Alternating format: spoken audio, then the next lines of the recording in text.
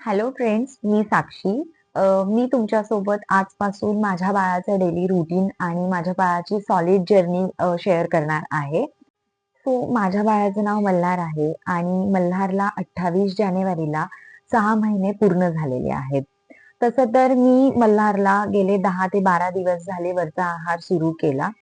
21 जानेवारीला मी त्याचे अन्नप्राशन संस्कार केले आणि 22 जानेवारी पासून मी त्याला एक टाइम का असेना वरचा आहार द्यायला सुरुवात केली, जेणेकरून त्याला थोडी-थोडी का असेना वरच्या आहाराची ओळख होईल.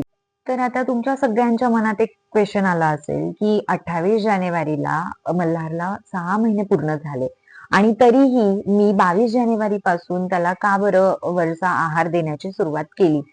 तर फ्रेंड्स ॲक्चुअली काय असतं, बाळ जसं जन्माला येतं, तेव्हापासून तर 6 महिन्यापर्यंत बाळ फक्त हे आईच्या दुधावर असतं किंवा फॉर्म्युला मिल्कवर असतं.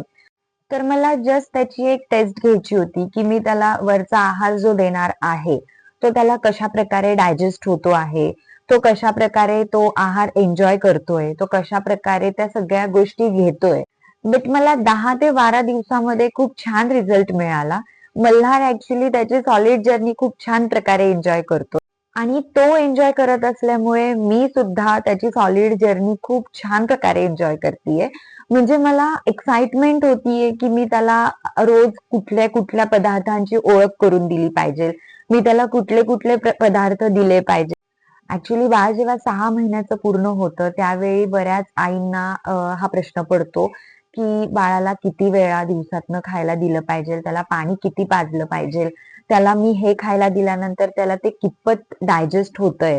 या सगळ्या गोष्टींचं बऱ्याच मम्मींना टेन्शन असतं.